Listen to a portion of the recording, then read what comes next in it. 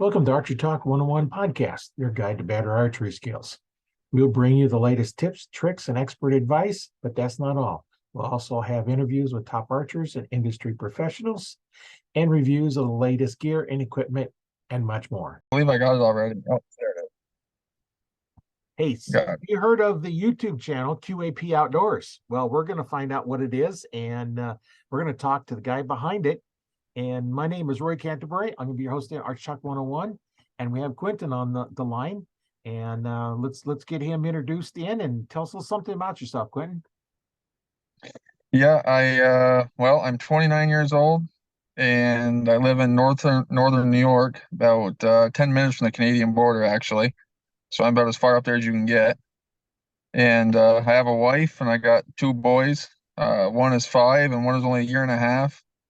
Um, I've pretty much been hunting my entire life, and I pretty much all I do, I guess, is work, and I hunt and I fish, and my kids are just starting to get up inside of it where they're wanting to go out. And my wife recently, in the last 2 years, just got into hunting and archery hunting, and I travel all over the United States and do what I love, which is bow hunting.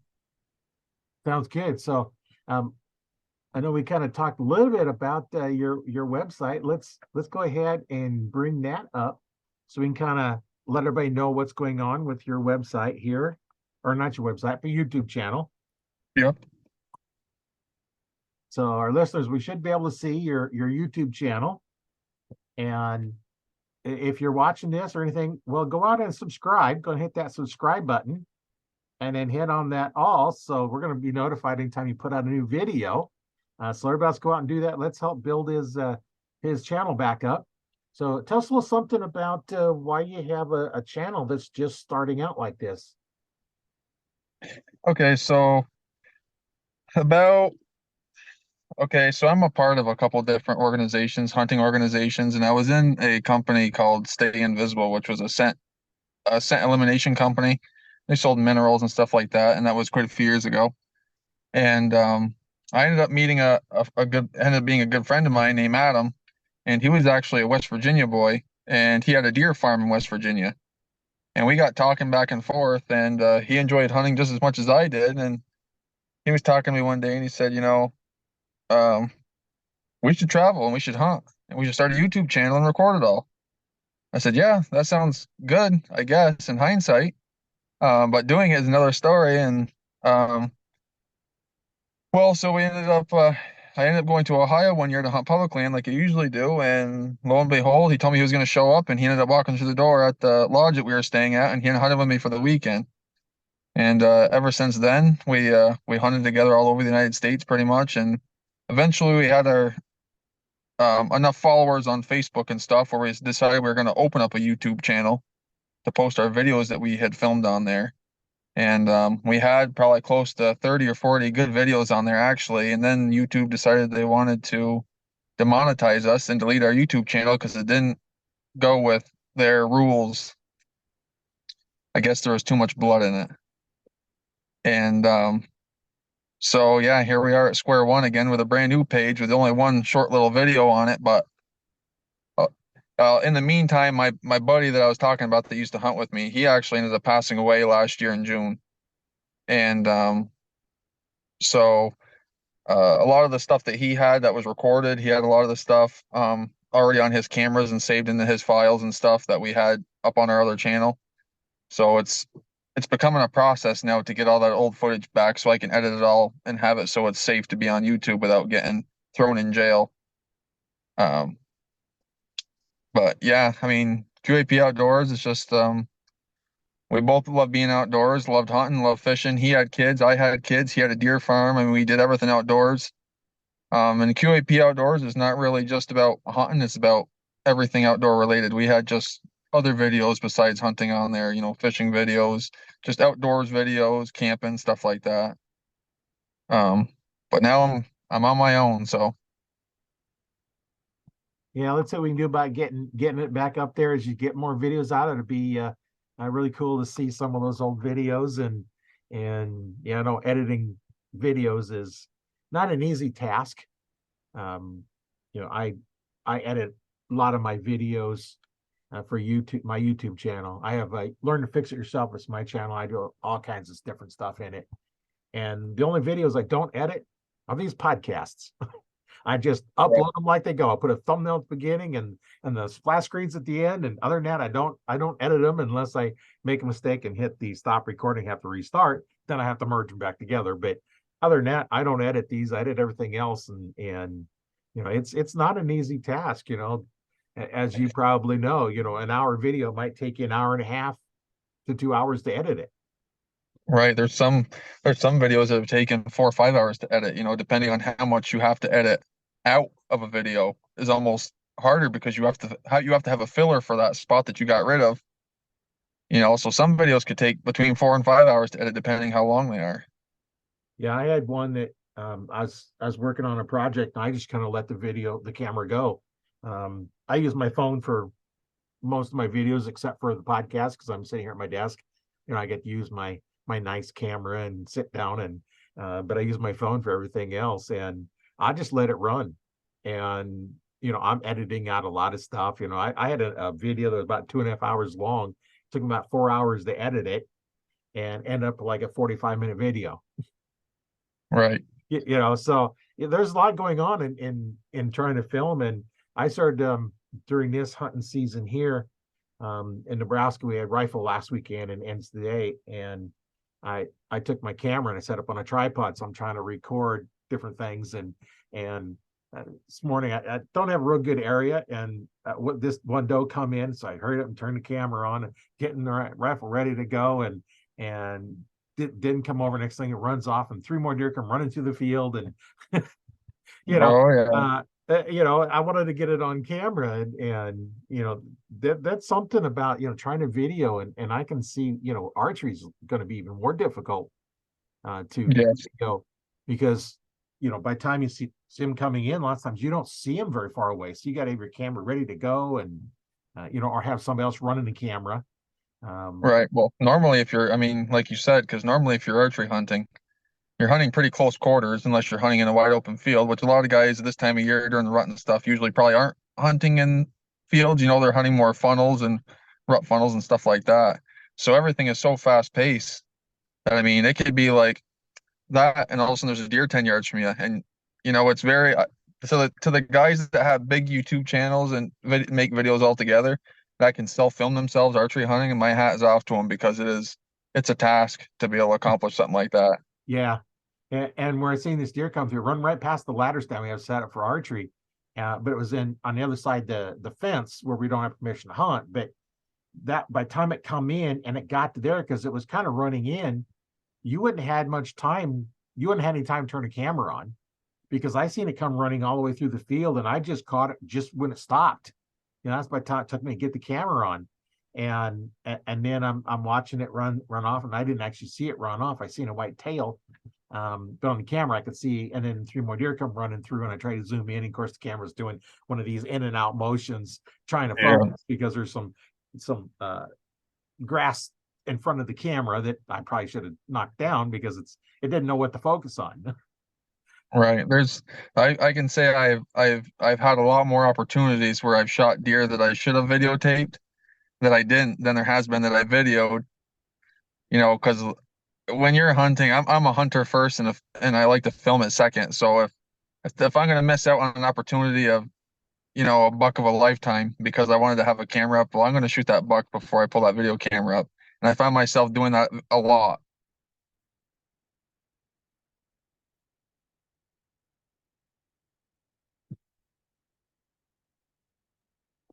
Yeah, that was my wife calling. So Oh, no, you're all right. I just I wanted to mute it because I didn't want to hear the phone in the background. But yeah, maybe she'll text me instead.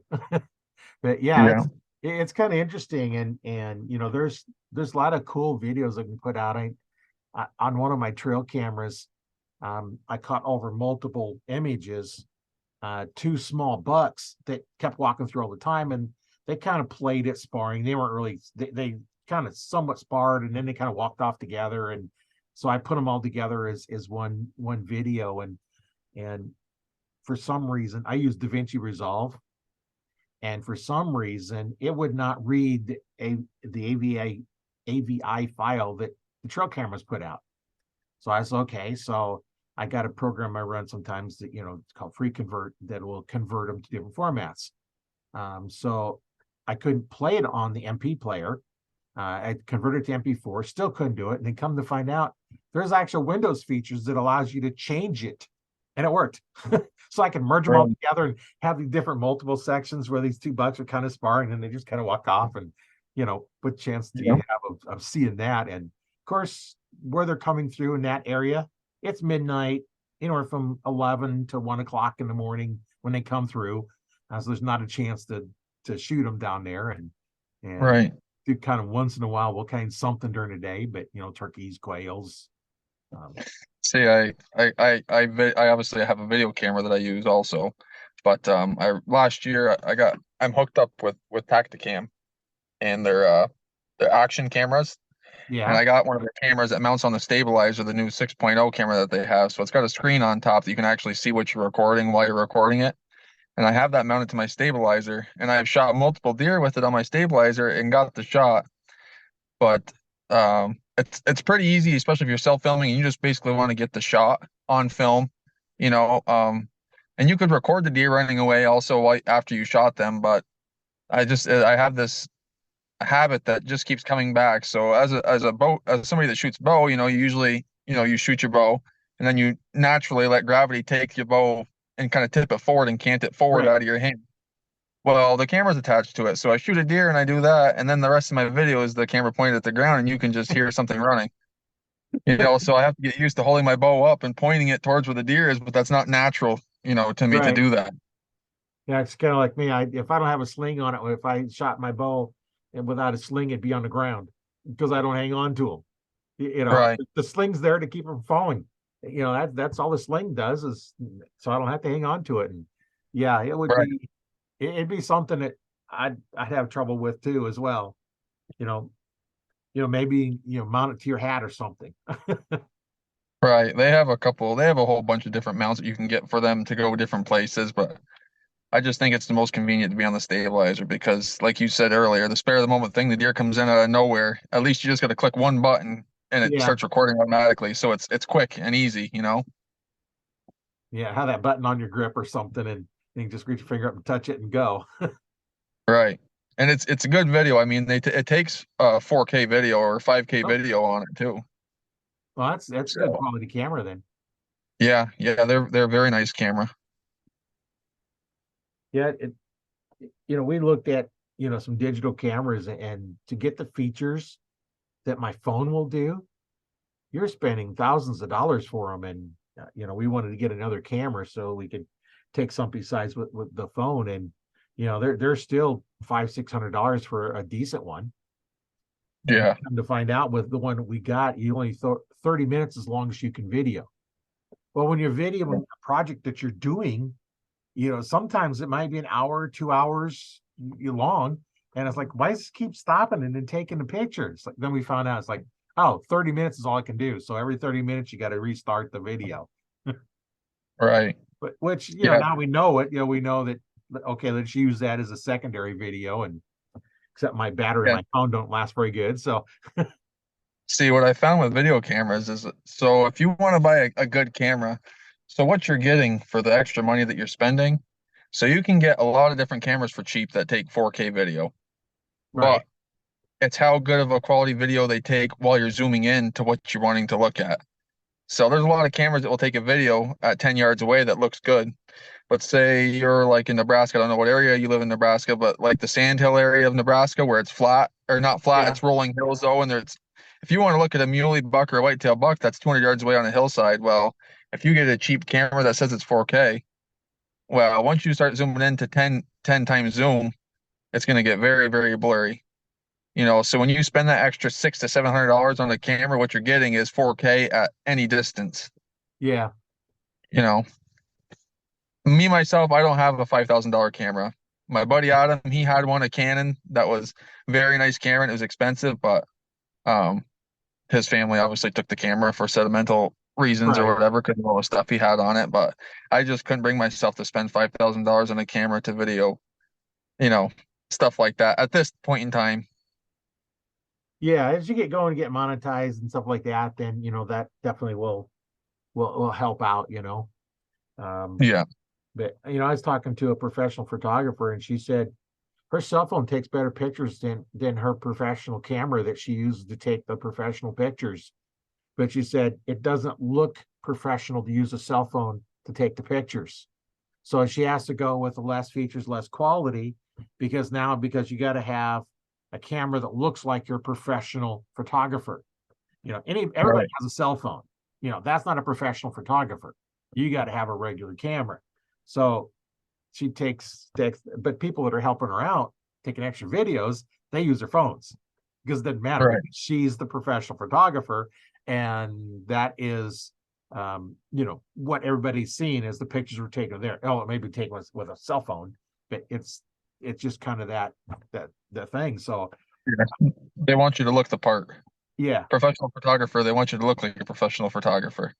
right. And if you look like and act like a professional photographer, then they think you are. And my cell phone doesn't have a panoramic feature in it. I use it this morning to just kind of do the whole hillside. I haven't.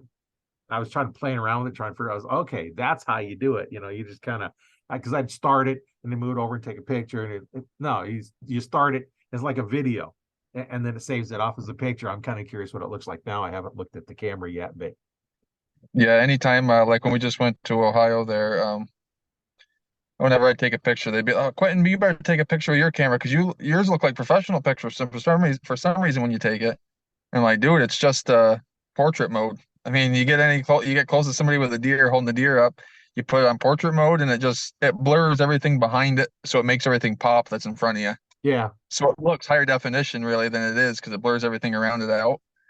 So I mean, dude, it's just a filter on your phone. About every single phone you ever use probably has a portrait mode on it. yeah. I think mine has a portrait mode. It has all kinds of different modes on it, and um, I don't know what all features it has because I don't really explore them. Because I don't really play around with that kind of stuff. But yeah, it's on mine. I've got an Android, and it's got pro video, panoramic, food, night, super slow motion, hyperlapse, portrait video, director's view, single take, and expert raw. Those are the features my cell phone has. Right. Half And of I it, don't, I couldn't even tell you what it is. yeah, I don't use them. I've clicked in them just to kind of see, but it's like I don't know what that does, and I just don't want to do a bunch of playing around with it. But same thing with the video editing that I editor I use. The DaVinci Resolve. It's a free version. There's a paid version, which has even more features, but there's so many features in it. You can do your video cuts. You can take a section of audio and you can lower the voice down, or you can move it to different channel and mute that whole channel. And there's all kinds of stuff you can do in the paid version. Not really an advertisement for DaVinci, but I think it's $300 one time fee for the paid version. And movie Yeah. studios use this to create Right. videos.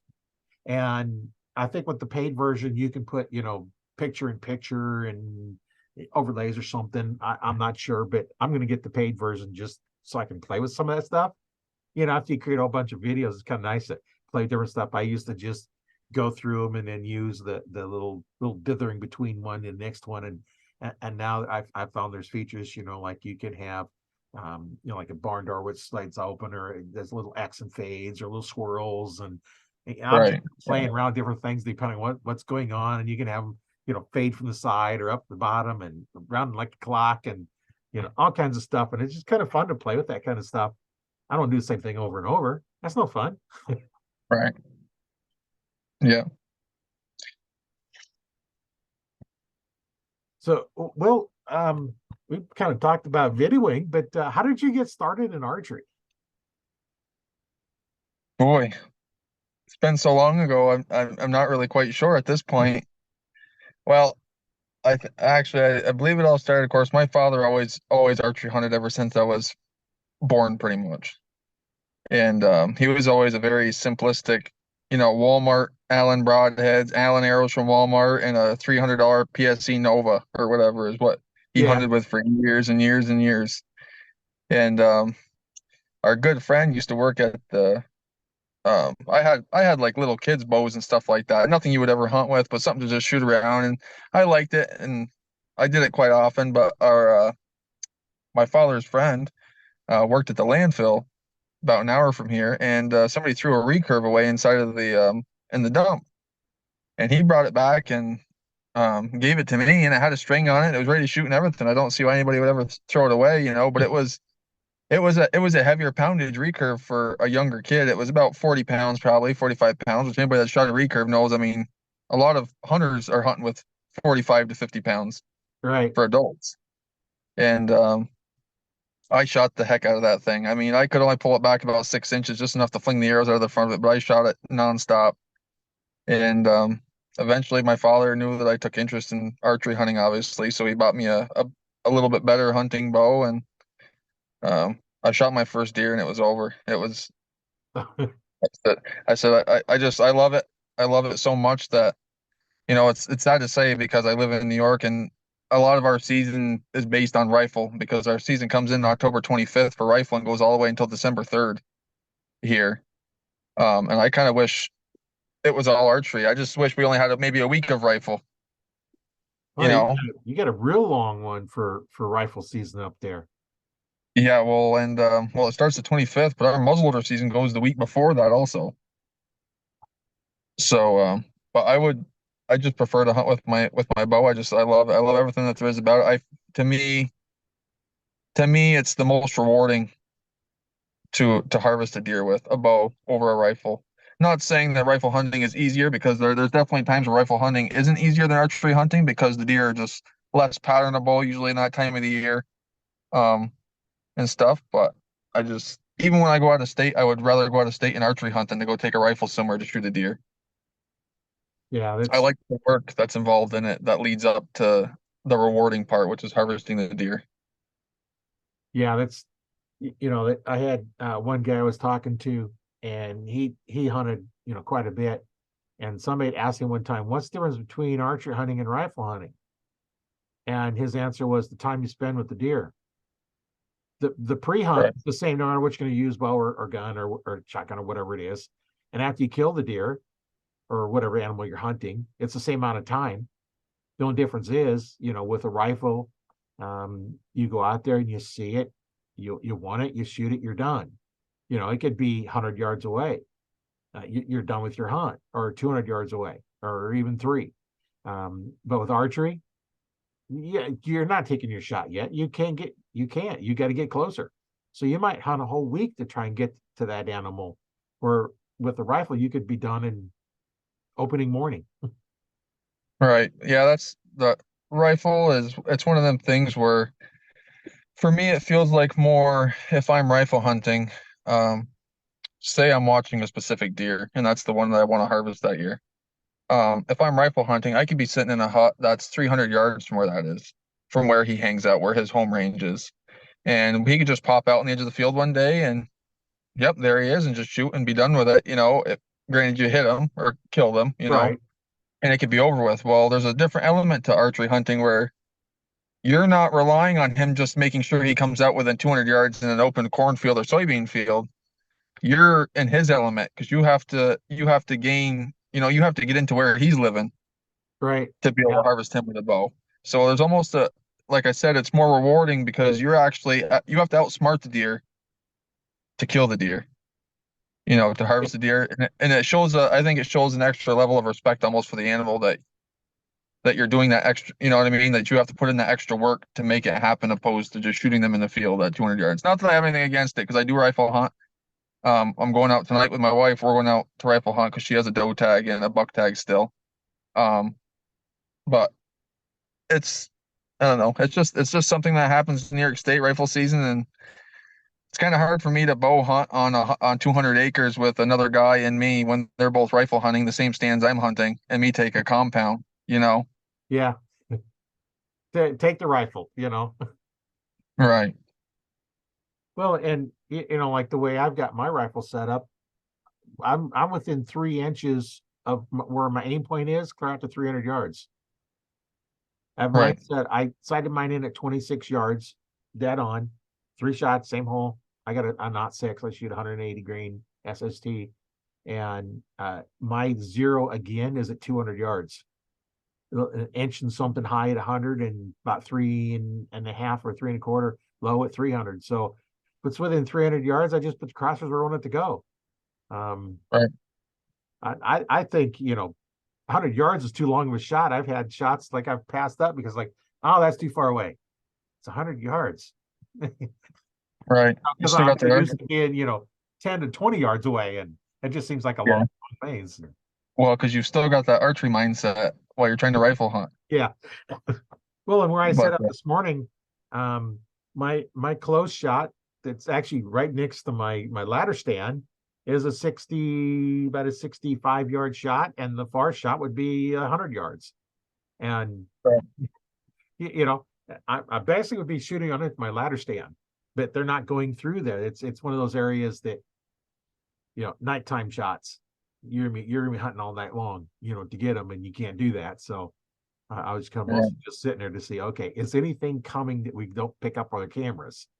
And sure enough, in the field south of my stand, which we don't have a camera there, is where I seen the 4 does this morning. And one actually come by would have given me a shot out of the tree stand, but Right. looking over there, that's another side of the fence from the other property, so I couldn't shoot it anyway. But and I Right. couldn't shoot it Yeah. this morning because one, it was in too much cover, and two, it was in the property we don't have permission to hunt. So that's why I videoed it. Right. you know, Yeah. I mean, like you saying that you could shoot 300 yards with your gun and know you're going to hit, where you're it's no different than archery hunting really. It's just a matter of knowing your bow or knowing your gun and what your gun right? can do in your own hands. Because I mean, I archery hunt more or less than anything, and that's what I love the most to do. But I do shoot. I have a lot of rifles, and I do shoot deer with my rifles and stuff like that. But like Ron Spomer, I don't know if you ever heard of him. I'm sure you have. He's done a ton of articles and stuff, but he's very big on maximum point blank range, which is kind of like the deal that you're doing with your gun, where you said you sighted in at 26 yards. So that would be like your minimum zero, and then you would have your maximum zero, which is your maximum point blank range. So basically, it's sighting in at whatever distance is going to keep you within a 6-inch circle out to your maximum range. It's going to keep you within that circle to the maximum distance you can shoot with your gun. That's kind of like yours, how you're doing yours. Yeah, yeah, and you do the same thing with your bow. There's Yes. ways Yeah. that Yeah. you do that with your bow, and you go at whatever range you're at, and then you set your pin to where it's at the top of your kill zone. You walk back until you're at the bottom of the kill zone. That's your close range pin. And then you take your next pin and set it up so now it's shooting at the top of that circle at that same distance the first pin is at the bottom, and walk back. And now that's the medium range. Then you set down for long range. So is it close, medium, or long range? And Right. you just pick the pin. My mind won't let me do that. I know Right. what you got to do on it. You know, Yeah.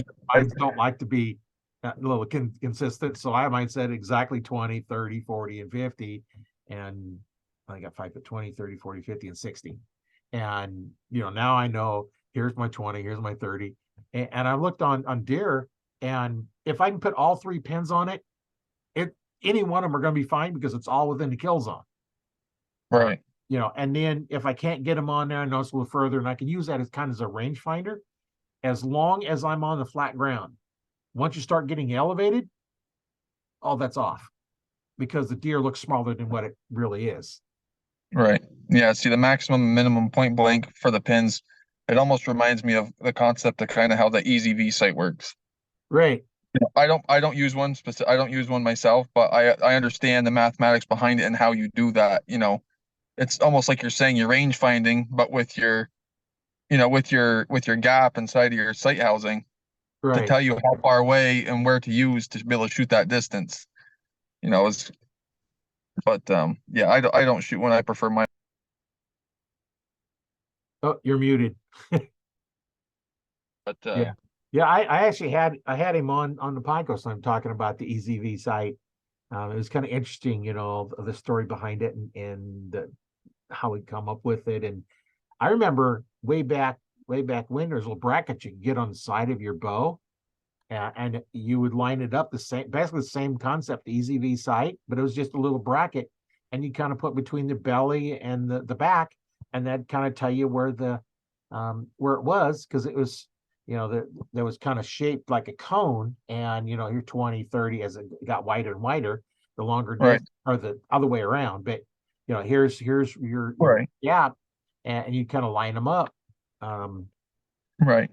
that's too much work for me. I have a level of my bow I don't even look at. Yeah, I recently just started shooting it's just a cheaper sight, but I'm a very minimalistic person as far as my gear. I do have expensive gear, but there's some stuff I just don't think that you need to spend $1,000 on to get the job done. And I just got it's a 3 pin, but the third pin is a slider. Um, Yeah. because I'm starting to do a lot of the um like the total archery challenges and stuff like that. Oh, yeah. And it's easier to do it because I have that third pin that I can just slide it out to longer distances. And then I can still have it as a hunting site. Because you're not normally going to take those really long shots, when you're hunting. No, no. I leave my slider pin set right at 40 yards, and I'd be lucky if I take a 40-yard shot. I want them as close as I can get them if possible. If not, then I like to keep them within 30, to be honest with you. That's a range I know that if I mess it up, it's because I messed it up, not because of something else, you know? Yeah, my first year was at 40, and then I don't think I've taken another. Well, I did take one shot at 30, but I'd already shot it once, and it stood out in the field 30 yards away, broadside. So I shot it again. Other than that, 20 yards, 10 yards, 5 yards. I tried Oh, to yeah. go for a 20-yard shot, but they never listen. They always come in closer. Right. And it's, Yeah. when you can see the hair change colors when your broadhead slices through the hair, they're close. Oh, yeah. Yeah. I have a buddy of one of my best friends, actually. He lives in the Eastern Shore in Maryland, and they do a lot of urban hunting there. Yeah. And I mean, his kids have both killed deer where the arrow has actually touched the deer before it actually was out of the bow. Before the fletchings got past the riser, it was already touching the deer. That's how close they were to these deer that were in that urban area. Oh, that is close. So that's close. I mean, I don't even know how the bow could have built enough energy to penetrate something if it's being stopped at that distance. But I guess a real sharp broadhead would make sure it'd go in there enough. Shot placement and sharp broadheads. Exactly. Yeah. If they're not sharp, that don't work very well. They got to be a good. Well, if you're that close, it don't matter much, but it has to be an accurate broadhead too. Right. Well, I just went through this with a guy actually that went to Ohio and hunted with me. He was shooting Muzzy MX3s. Um, and I have no problem with them broadheads because I've used MX4s for a couple years and they've always shot good for me. But I told him, I said he's one of them. He was one of them guys where he's kind of you put it in the arrow if you're gonna if you could shoot. They're going to shoot plenty fine out of this bow. I said, I would take each one of them broadheads. Me specifically, I'll shoot each one of my broadheads I have. I'm currently shooting Magnus Stingers because I like the lifetime warranty and I can resharpen them myself. And I'll take every arrow that I have in my quiver with a broadhead on it, and I'll shoot it at least once at a 3D target. To make sure each arrow flies true, even being paper tuned and shooting bullet holes and even grouping at 30 yards of bare shaft with your fletched arrows. I just find that some arrows lose a little bit of consistency where they don't hit right exactly where your other ones are shooting at. and And they will, because of the basically the wings up front, and the alignment between your fletching, yeah, and there it changes the dynamics. Um, Go back and listen to, I think, the last podcast where we talked to Dorge, and he went through a whole bunch of analysis on there and explained it all. It's like, well, I knew your arrows, when they fly faster, it's harder to control the fixed blades, and he actually kind of explained why that does that. And it's like, okay, that kind of proves what I've been saying all along. But yeah, there's a whole thing, the setting up I didn't realize there was that much technical aspect in setting up a bow, and I go Right. through and I have my broad. I shoot a Muzzy 3 blade. I've been shooting Muzzy 3 blades since my first broadhead. That's the only thing I've ever shot, and I figured out how to tune them so they will all group in the same spot. Right. I have my bow set up. I can shoot X's with my broadheads. Now, Right. put my field tips on. Oh, I'm not even close to the X ring. But on that, Right. bow, I don't care because that's my hunting bow. It's set up to shoot broadheads. I have another bow that I have set up to shoot field tips, and I don't shoot broadheads out of it because they're not going to fly the same, and they Right. don't, and they're not going to. And even mechanicals don't fly exactly the same. No, there's a lot of mechanical companies that claim they have field point accuracy that I have noticed that aren't field point accuracy. They're actually very far off some of the broadheads I've shot that were mechanicals, and that's their main selling point is, oh well, you can buy these broadheads and never have to shoot out a practice target again because it's the same as your field tips, and that's just not the case. I think there's been No, a lot of people misled by that and actually have had poor shots come about because they just put them on and just shoot it. You know? it in untested theory, which I kind of learned from Dorsch. You got to test it. There's a lot of claims that there's haven't no backup for them, and that's kind of Right. what we went over, and we'll have him back on again to get a little more detailed stuff. And to listen to that, if you're not in the Arch Talk 101 Facebook group, uh, you may have to wait until it shows up on the YouTube channel. Learn to fix it yourself. But in that group, as we record them, they go right in that group. So it's in there. Look at that. Interesting, and he's got a nice website that you can go to and Yeah. learn all that kind of stuff. And I have found so like my arrow setup right now, I build all my own arrows. I just buy the shaft. I'll buy the shafts and I'll build my own as far as fletchings and stuff go. And I've been shooting the fixed blades for a couple years now, besides the Magnus, and I started using, like a little bit longer fletching to help the steering in the rear for the yeah, broadheads. Um, but I mean, these Magnus broadheads I got, I mean, I'm not trying to make an advertisement for Magnus broadheads, but I started shooting them and I was noticing that no matter how I had them screwed on, opposed to my fletchings. The blade could be off like this could be the blade, and this could be the fletching. They could be canted a little bit, but every broadhead, as long as my arrow was straight and spun good on a spinner, they all flew right in the kill zone and they grouped right with my field points. huh, So that's why I kept shooting because they shot so well. But my buddy, he had the MX3s, and I said, well, I would shoot them first because you're gonna run into issues. But I said because your arrows are built already, with your inserts glued in. So it's not like you can put your inserts in with your broadhead on and then, set them on the counter so your fletchings are flat on the counter and then your two blades are flat on the counter. I said, so your blades are going to be not aligning with your fletchings and you're going to be getting counter steering happening for both ends of the arrow and it's not going to fly true, I don't think. And he shot it and it was not very good. And it wasn't the broadhead, it's the tuning. right, It's the right. Not the broadhead because I can hit X's with my broadheads, but right. And I how I shot that. do it, I shot the MX4s that were tuned with my fletchings, and out to 60 yards, I could shoot 3-inch circles with it with the MX4. and what I do is I don't know if they have them anymore. I might have to take a look, but there's something called a U bar, which is cone shaped washer, and then a rubber O-ring, and you'd put those on before the broadhead. And now I can squash that rubber O-ring down a little bit so I can get that perfect alignment between the fletching. So they're in the exact same plane. And that's where I get my best flight. And you can kind of tweak them a little tighter, a little looser, and then it'll kind of direct where that arrow goes. And then I All right. take, some white out and I'll put some white out on there. So I know I'm always lined up in the same spot.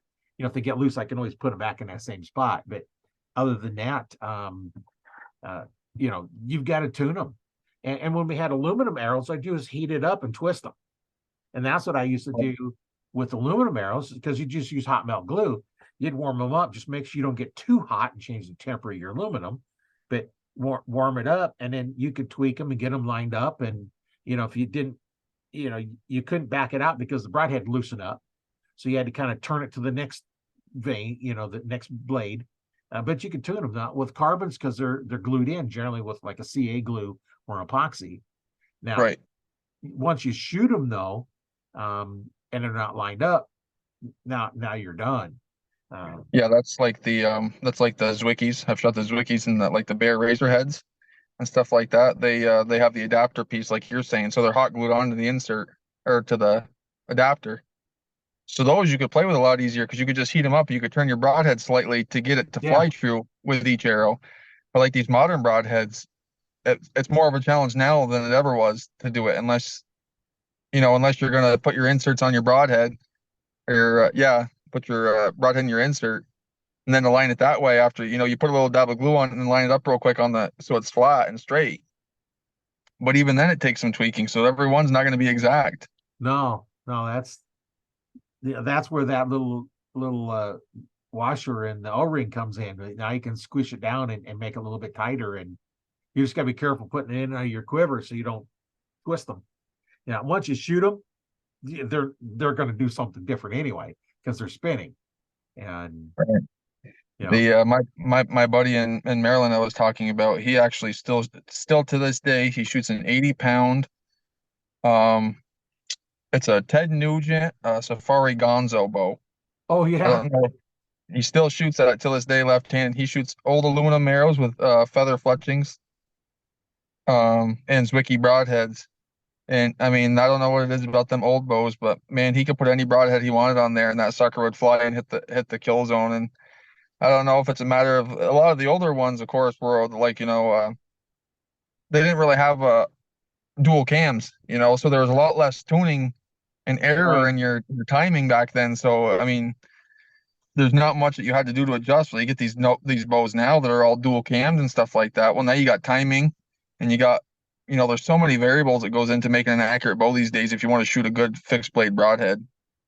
Well, one of the things, the old bows were a little slower, more forgiving, and the Right, faster the bow, the less forgiving it is. So if you're shooting something that's sub 200 feet per second, it's going to be a real forgiving bow. And then you start right, getting up to the little bit faster, and then it takes a little bit more work. And once you get to a point, then they're just a nightmare to tune. And go back and listen to the other podcasts. He went into a lot of detail in that. So I don't want to go through all that over again, but right, there's a lot to it, and there's some stuff he brought up that was interesting. If you don't have the right setup, he was talking about your arrow not wobbles, just because if you have a slow motion video of an arrow going off, it has a lot of wobble in it. Some wobble up and down, side to side, so it just kind of wobbles all over the place. And if it's still doing that by the time it gets to the deer, it's going in sideways. It's not going in straight. And right, and now you lose a lot of your force. And that's what I always thought about mechanicals is if you have a broadside shot, it's perfectly broadside, you're okay because it's going to open up both blades. But if you have an angled shot, it's all going to open up the one blade before the other one, and now it's going to start turning it until the other right. one's opened up. And that's why I was never really fond of mechanicals. I do have a set of mechanicals I got when I was working at I think Cabela's or Bass Pro, one of the two. I've never opened them up and used them, but I got them one year because I thought, well, I don't have time to get my broadhead set up, and I'm not going to get out that year anyway, so it didn't matter. So they're sitting in a box somewhere, but I still use the Muzzies. When I got my first, Yeah, that's the lady she recommended Muzzies, and that's it's, all it I've seems got. I went it from four seems blade like down to three, but it seems like these days it's almost like how the mullets were coming back. yeah, Everybody wanted to have a heavy. They wanted to have they didn't want to have anything less than 550 grain arrows. Everybody wants a heavy arrow and they want to shoot 150 grain double bevel broadheads and single bevel broadheads and all this other stuff. And they're shooting, 200 spine arrows, 250 spine arrows because you have to for the weight that they're putting on the front of them arrows. And I don't buy into a lot of that. I've shot enough deer with fixed blade broadheads. If you get a good sharp fixed blade broadhead, there's people killing deer that are getting complete pass-throughs at 30 yards with a 45-pound compound with a fixed blade. If you hit bone, no matter what it is, if you hit bone, you're not going to be able to use a broadhead that's not going to stop inside of a shoulder bone of a deer. I've gone through bones with my Muzzies, not a problem. One time Right. I couldn't get through. I think I hit that, on the shoulder blade. There's that one real thick part of the bone that sticks out. I Right. think I hit that one time. And I 70 pounds is what I shoot, and I hit that, and I don't think the arrow went in hardly at all.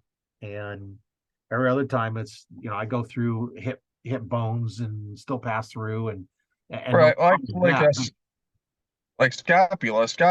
Yeah, you should be able to pass through with a good sharp broadhead. You can make Right. it through a scapula pretty easy.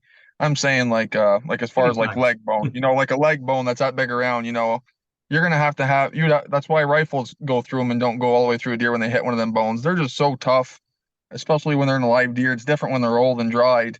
They're dry compared to a fresh bone in a deer. They're pretty rugged, and I don't that people are pushing these heavy arrows and heavy broadheads because they say that you can punch right through a deer's shoulder or leg bone with them, and there's a lot of misleading, I think, when it comes to that kind of stuff. I did it with my muzzies one time. Did you? Hit the back I thigh don't bone. know. I don't know. It's It, possible. I would it just hit my not arm bet. and went back, and I ended up getting it anyway. But you can see where it hit it dead center, and it just shattered it. And yeah, but I wouldn't want to depend on that because it's too low percentage. Right. Well, that's what I'm saying. I Yeah, wouldn't doubt that you can do it. I would just not bet my 150-inch buck I've been hunting all year on shooting him in the shoulder because I got a heavy broadhead. I just yeah, yeah. I try to stay off of those, but I do hit that front shoulder blade. I do hit that quite often. oh, Uh, muzzies will go right through them if they're sharp. oh yeah, yeah. And not only do I keep the blade sharp, but the point I'll put that on the stone and get a little better edge on that tricar point. So it's it's fairly sharp in the front. I know muzzies are tough. I've said this several times on the podcast, but I was shooting my broadheads when I had my store at my broadhead target, and I missed. I hit the concrete block wall with a muzzy Right. broadhead. It cracked the insert, broke the shaft. I used PSC shafts. It cracked the insert, broke the shaft back about an inch, and the broadhead was sticking in a concrete block when I walked up there. I pulled it out. I couldn't tell you which broadhead it is because I'm still using it. Didn't hurt it a bit. Stuck in a concrete block wall. Now, would I recommend it? No. That's like I think that who was it that used to do the test? Dan Fitzgerald. Do you remember him? Yeah, He used to always do the 55-gallon drum with the muzzy broadhead, shoot through a yeah, 55-gallon drum with it, the test on him. But like I told my buddy last week, I said, you know, you got to have respect for Muzzy and them guys because you want to know something? Out of all these companies that are out there that have changed their broadheads up year after year after year, they're changing this and changing that. I said that broadhead has been the same ever since they came out with the yeah, MX3. And it's because why would they change something that doesn't need to be fixed? Because it's been reliable for years and years and years. yeah, And they're one or two companies that are the same. They stayed the same their whole lives. I mean, they came out with new heads to keep up with the modern hype of this and of all the stuff that's coming out, but they've kept their MX4 and MX3, and it's been the same since they came out. yeah. I bought my first set. It's exact same set. Well, the first set I bought was a 4 blade. I think 145 grain. Now I shoot 100 grain 3 blade, and that just seems to work better. But when my first one, I was shooting. I was at 2117s game getters. Yeah. Any of the old guys know those are the old green colored arrows, and we used to shoot them so much the green would wear off. Yeah, that's what my buddy shoots in his Safari Gonzo bow was them. And he's like, if you could find me a set of them, he said, I'd be grateful. And I said, buddy, you're going to be lucky to find a set of them anywhere. I mean, you can't even get them on eBay anymore. Yeah, But I don't know. I like my carbon arrows now just because I shot aluminums back when I first started bow hunting when I was little because they were cheap and you could just get them at Kmart or wherever, your local yeah, store or whatever. But the carbon is just so much more guaranteed. You can, as long as it's not broken, you can give it the bend test to make sure it's still intact. They'll usually fly about the same as they did before you shot it. yeah. They're a lot more consistent. Um, than the aluminums. I know I was at a indoor 3D shoot, and I had like 4 or 5 arrows, 6 arrows on my quiver, and I'd grab one and I'd shoot it. And then every once in a while, one of them, I'd throw off a 5. Everything else is, 8s, 10s. I want to go off into a 5. And finally I was like, okay, pull that one out and spun it. And you put the field tip in your hand and spin it, and like it wobbled. It's like, no wonder I probably lost 10 or 15 points by that Yeah. arrow being bent. And so Right. I put it in different spots so I wouldn't use it, and didn't have a problem with that. But that's where you need to spin them every time. And the only thing with aluminum is they fatigue after so many shots. Yeah. Yeah. I just had a pack of the Easton FMJs, the Full Metal Jacket 5 millimeters was the last arrows I had. And I mean, they were tougher than heck for the first year I used them. And then I started getting more careless. And, you see that same squirrel every day for like 2 months. And eventually you say, I just got to throw one at him.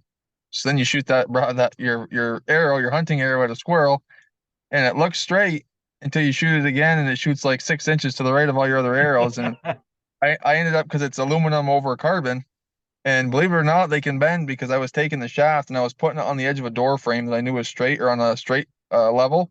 Yeah. And they would have, like, instead of being straight up, they would have just a little bit of bow where they'd bow out and then come back into where the level was. And I noticed that after that happened, I checked a few of my arrows, and there was a couple of them that were actually bent, that I'm actually glad I didn't shoot a deer. And that's why the last arrows I just got, I built, were carbon, just pure carbon. Yeah, that's the thing. You have aluminum arrows, they will bend. And then you take carbon arrows, which normally don't bend. They can have problems, but normally they don't bend. And then you put aluminum over, which will bend. Well, the carbon is more flexible than aluminum. So the carbon is going to bend to whatever the aluminum does. And I just never seen, um, the theory behind putting aluminum that can bend over carbon. Right. Yeah. I think they just, it seemed like you put more layers on something, it's going to get a lot stronger. So that was their advertisements. They were the toughest arrows that were out there. Well, they might be tough, but they'll still bend. Right. Yeah. They're tough, but they're not accurate. Sorry, but accuracy will take toughness any day. I mean, every arrow's got to be at least a little tough to kill what you're going to be shooting at without getting ruined. But I'll take something more accurate over something like that any day. Well, and that's why when I was shooting aluminums, I shoot 2512s, the double X78s, which are a 1.5 thousand straightness, which is the straightest aluminum you could get at the time. And so was my arrows. And I'd buy a new set every year, get them all set up, and go hunt with them. So I might be shooting at a deer with arrow that's been shot maybe half a dozen times at most, just enough to make sure the broadhead's flying straight. And then after hunting season, I'd take the broadheads off and I'd shoot them. Next year, I'd get another dozen every year. And now with the carbons, I don't have to quite do all that. Right. But I still shoot the Comp Pros, which is 1000 straightness. I still shoot the straightest shaft I can get. I had a friend of mine, he shot the Beeman Hunters. I think those were like 5000s, I think they were. And he was shooting in the X-ring. He couldn't really hit the X-ring all consistently, just because for some reason he wasn't able to do that. And I says, "Hey Jim, try my arrows," because they're the same draw length. So I said, "Try my arrows." And he was amazed at how tight them groups were, Right. from a 5000 to a 1000, and makes a big difference. Well, it's just like it's take a rifle bullet. Say you reload your own bullets, it's like taking 10 bullets before you reload them and cutting a millimeter of each one off so it's a different weight, and then try shooting a match with it. Yeah, not going to You happen. know, it's not going to happen. It's impossible. Well, and I do reload. I've been reloading since the mid 70s, and I have a balance beam that I use, and I have a trickle charger, which will drop in a granule at a time. So some of your powders are in flakes, some of them are in little balls, some are in cylinders. For my rifle, they're cylinders. And I'll go in there and I'll drop one cylinder in. at a time until I get that exact balance. So all my loads are within probably one granule of each other, just how far I can see the pins being off. So they're all Right. loaded exactly the same. An advantage of that I can take with either my 270 or 30-06, and I can put 3 shots in the same hole. Right. Yeah, I've been reloading for about 10 years probably now. But after I started reloading and you shoot your first group with, with the recipe that your gun likes, you're like, wow, why haven't I been doing this way before instead of spending $40 in a box of ammo that was only going to shoot, subpar compared to what you can load yourself. Right. Well, and But the price of everything has went up so much that, powder that used to be $24 for a pound is now $60 a pound. and when I first started reloading, a pound of powder was $5. Yeah, I wish now. Now it's there for a while. It was like 20 times that. And just before uh, the current idiot in charge got in there, I was paying roughly about 30 to 35 per pound. And then they went way up. Primers, the same thing. They were, like 30, 20, $30 for primers. And then I see it, some of the sales, that's like, they want $10 for a little 100 of them. It's like, wait a minute, that's $100 a thousand. It's like, no. Yeah, but Roy, one thing you got to realize is back when you were reloading in the 70s, gas was also only 50 cents a gallon. So, Well, that's true. So I don't expect it to be $5, but just a couple years ago, I was paying, half to a third price what they were selling for now. yeah. And Yeah, then like when I got into reloading, when I first got into it, I couldn't believe how cost effective it was because I was getting a pound of powder for 20 something dollars for a pound of it for Varget or whatever you wanted to use. It was right, like 24 bucks. Now you go to the store and it's like 65 bucks a pound because supply and demand, it's right, if they want to sell if you want to buy it, you're going to pay the extra for it. But luckily back when I first started reloading, so I went to the shop I usually used to get my stuff from, and primers was really hard to find, I'm sure you know, for a long time. Large rifle primers was almost non-existent. Well, when I used to go to the shop I used to go to, I didn't realize because they kept all their boxes of 100 inside of the long boxes of 1,000. right. Well, it was only like 40 bucks for 1,000 of them back then, or 50 bucks. So I was like, man, I can't believe they don't sell any 100-round packs. I said, so I guess I'll just buy a 1,000-round pack. So like every couple weeks I'd go buy a 1,000-round box. Oh, About my third time buying them, the guy's like, you can take them out of that box, right, and just buy 100. And I was like, well, I got enough. So now I got like 6,000 primers at my house when nobody else had any. So yeah. I remember when the last one where there's having trouble, I had a store and I had a wholesale account, and I'd call them up that I'd get my primers and stuff from. I'd call them up and it's like, no, don't have any small pistol primers. Don't have any small pistol primers. Yeah, I got a few in. How many? Got 10,000. I said, send them. right, And I was going through those. I've still got one full 1,000-round box left that I kind of avoiding opening up. And just because they yeah, were just hard to get, I wanted to, they have a little bit of reserve, and I was able to get some large rifle primers back when I first started. I went down to the store and got the bench rest large rifle primers for like $65 a thousand, where the normal ones are selling about 40, but they were available. yeah. That's like these right here. These right here, my Nosler AccuBonds. It's my favorite bullet of all time, probably for any caliber I've ever had. And they are non-existent right now to get them. You can't find a store online across the whole United States that has these in stock. Oh And yeah, I don't shoot those. I've got the horn on my ot 6. I use the Hornady 180 grain SST right, loaded with 4350 powder, IMR 4350 powder, and that's where I was able to get a good load. And 4350 is a pretty good all-around powder. yeah, yeah, I've had good luck with that powder, and it seems to be fairly easy to get when powder's available. It seems like one of the powders that they have, because I think it's so popular, so they do make Right. a bit more of it. I like using like Varget for the 223s because it drops more Yeah. consistently. And I Yeah. like powder when I'm loading large quantities drop consistently. and that one will drop real consistent because I want on a 223. I don't want to have to trickle all the rounds. You know, Right. that's just not one that I'm loading for super accurate. Right. Well, there are some calibers that Varget is, I mean, in their book anyway, you know, in the Lyman book or whatever, that the Varget is actually the most accurate load that they developed in their book. A few calibers, Well, if you but can drop it consistently, and I use RCBS, and my powder scale will drop real consistent. You know, it's yeah, a it's consistent drop.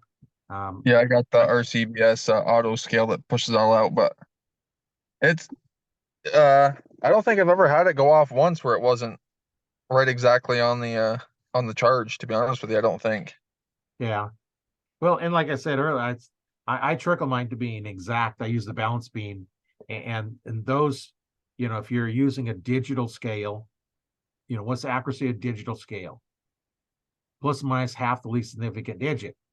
So if I'm out two places, my accuracy is only half of that last digit. On a balance beam, I have check weights, and so when I set them up, I'll check weight them, make sure I'm there, and then I'll lay them out. So you get two lines, you line them up. Are they lined up or not lined up?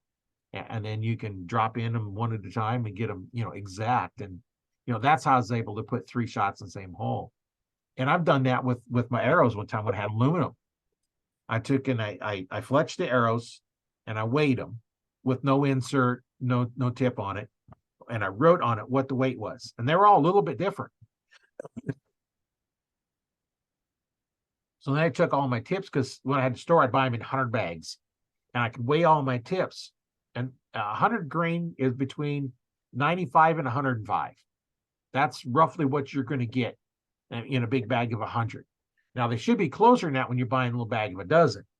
So I'd weigh those out, and then I'd weigh the inserts so I get the whole weight.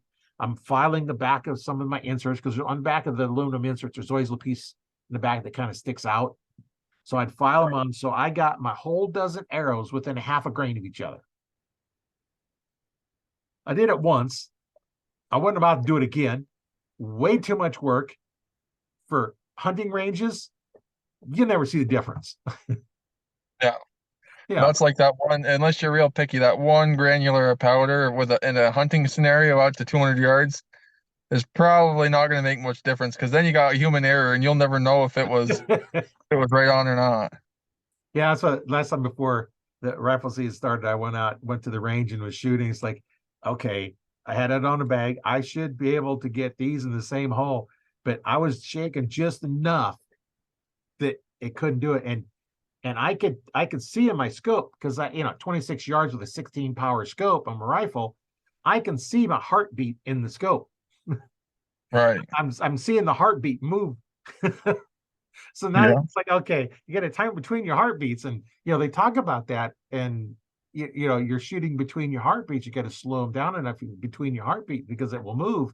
And I was actually seeing it, and getting back to archery, we got the same thing when we're sitting there holding, except we don't have anything to hold it for us. So we're holding, and everything is going to affect the way that's moving. You got the normal movement in your body. You've got your breathing and your heart rate. If it's elevated, all that translates. No matter what weapon you're shooting, it all going to translate in there, and that's the part that is kind of exciting and challenging and disappointing all at the same time. Yeah. Figure out, okay, how to do this. And one of the things that I learned when I was going through learning some of this was don't look at your pin. No. It, Let your mind focus on the target that's behind it without focusing on it. the pin will float as long as the pin's floating where you want it. And every time I've looked at the pin, I don't hit what I'm aiming at. If I'm look at the target and put the pin over it, let it kind of move around, because it will move around. Then you always shoot better. And there's a lot of things good. Archers, a lot of archers have target panic, and target panic, from what I have studied, discovered, taught, and everything else, is because you're trying to pull the trigger. And Right. when you look at it, if you're looking at the pin, you have your target. The pin moves across your target. Okay, I'm ready to shoot. So your mind says pull the trigger. If you're using a trigger release. So pull the trigger. The pin moves off it. It says don't shoot. So your mind says shoot, and all of a sudden this emergency alert goes off. Don't shoot, and that's where you flinch. And it comes back, and then you start flinching, and next thing you know, you're doing it every shot. You're just flinching because you're not there. But if you don't ever look at it, you don't pull the trigger. If you're not pulling trigger, if you're just pulling with your back muscles, the back tension release, putting the pin over it, you don't know when it's going to go off, so you can't have target panic because you're not pulling the trigger. It's just going off whenever it wants to. And See, I learned to so I use a four finger true or what is my release? True fire, I believe. But I use a four finger release with a thumb button. And my yeah, thumb button is actually pretty big. And I actually have it adjusted to the point where because you can slide my button up and down on the trigger. right, And I actually have it set. So I was shooting a wrist release for a real long time. And I was getting a lot of inconsistency with my shooting because I was using my finger to pull the trigger like a rifle trigger. right, And so I switched up and I went to go I was actually paper tuning my bow at my buddy's house and he had a hardcore four finger release and I said, "Let me give that thing a try," So I took it and I used it.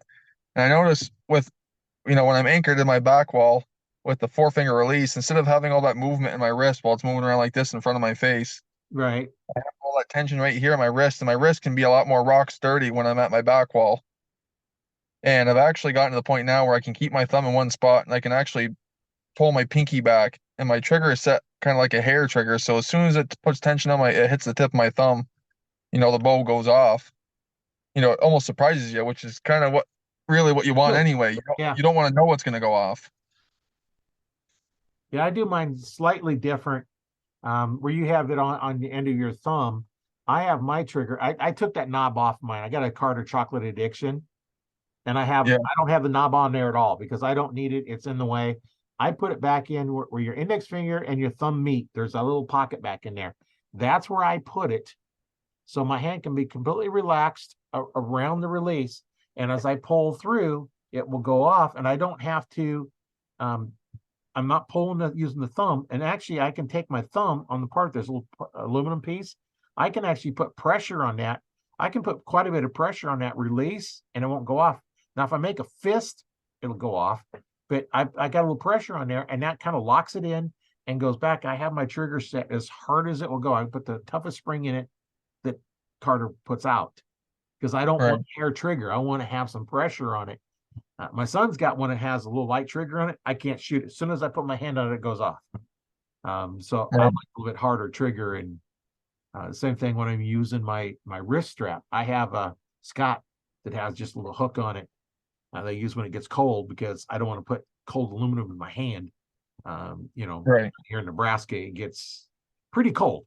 In fact, yesterday morning it was like 29 and 30 degrees when I was sitting out there. But yeah, I don't want to grab aluminum that when it's that cold. But on Yeah. that, I just rest my finger. A lot of people use us that started out with firearms. That's where I started with shooting a recurve. But then when I in high school, I was on a rifle team. So use the tip of your finger. Well, in archery, you go back to second knuckle and you'll clear back to the second joint. And that's where the trigger goes. And you just rest your finger around it. And when you pull through it, it goes off. You don't have to pull the trigger. And that's one of my tests to see if somebody is going to be open to be taught is, I found somebody's I've done this a couple of guys, one of the instructor when I was in school found he was a bow hunter. I said, use a wrist strap. And he says, yeah, well, quit pulling the trigger. I'd never seen him shoot. So quit pulling the trigger. Well, how do you know I do that? I've been doing this too long. and, Right.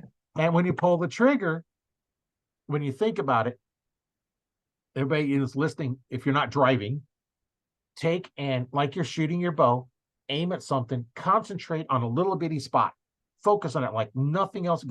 Don't break your concentration for any reason. And now put your fingers up where it would be at. Now make your finger move without thinking about moving the finger. Can't do it. And when I do that, and so I say, oh yeah, I can. I'm done teaching them because their mind's closed. But you have to think about the finger to pull the trigger. While you're thinking about the trigger or the finger to pull the trigger, what did you stop doing? you stopped aiming. Right. So if you're not aiming, what are you going to hit? Don't know. Right. Because you're my cousin has that problem. He's a trigger puncher. He's like, I don't know how I didn't hit the target in that same spot where I just shot the first time. It's like, because you're punching the trigger, I can watch you. You're thinking about it too much. Instead of just slowly squeezing through the trigger until it goes off, you're going like this. You're punching it like it's a rifle trigger or a shotgun, like you're goose hunting. Yeah. And I said, that's Well, throwing shotgun, your you're bow going to all just over. pull on the trigger, but rifles, you still Right. want to squeeze the rifles. Yeah, if you can get him to do it, have him move back to the second knuckle, shut the release up, so he can't reach it with it, so it's too close, and then Right. have him try that, because that'll definitely improve it, and have him get close enough to the target he can't miss it. Shoot with his eyes closed. Yep. Do that. Yep. Put the trigger back there, shorten that release up. Shoot with your eyes closed until he can do it, and be surprised. And then what I've also done too is have him aim, finger above the trigger. He's not going to pull the trigger. Aim. That's the only job he's got to do. And then you pull the trigger. And 9 times out of 10, he's going to hit exactly where he wants that to go. And then he can say, Right. okay, it's you making it not go there, because you didn't know it was going off and you aimed.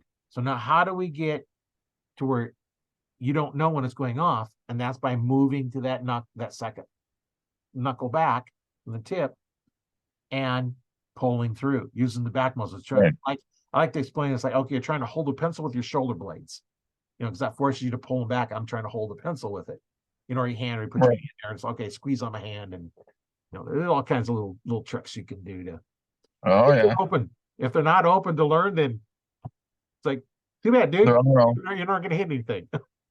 Yep. Keep rifle hunting. Give up Yeah, bow hunting. Keep rifle hunting. yeah. If you're not going to listen, then there's really not much coach can do. If you're not willing to listen and try it, then What's that old saying? You can take a horse to water, but you can't make him drink. yeah, that is true. You can't take a stubborn bow hunter to the next level up. Right. It's almost deer hunting time here.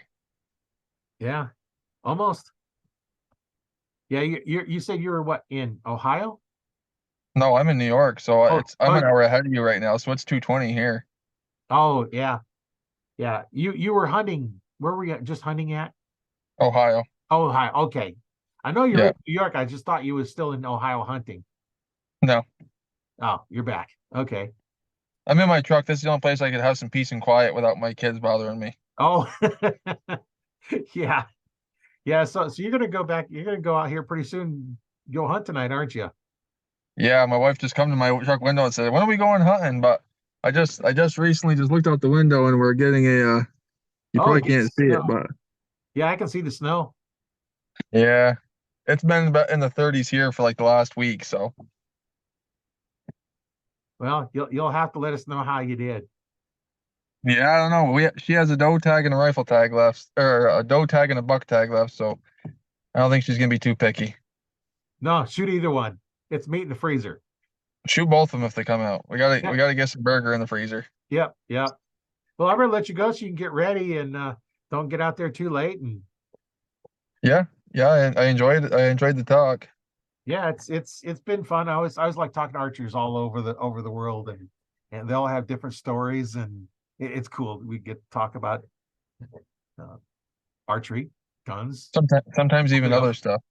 Yeah, it's not unusual for us to get in talking about other aspects. Those that have businesses, we promote their business, whether it's archery related or not. Anything to help other archers out, and that's what we want to do. And so, if you want to check out some stuff, go to your YouTube channel, QAP Outdoors, subscribe, and then you'll keep up on all the videos while you're hunting, what's going on with that.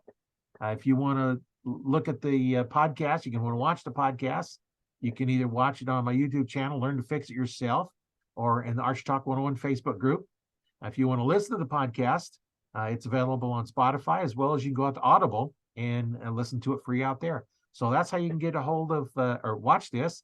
Either get a hold of me or Quinton, just contact us on YouTube or Facebook or wherever, and we're available and Yep. glad to help. Yep. Well, let us know how you did, and I'll put a link to your YouTube channel in the description so that make it easier for them to find it. And we'll see you on the next one. Okay, Roy, I appreciate it. Yeah, my name is Roy Canterbury. I've been your host here on Arch Talk 101, and we'll see you next time.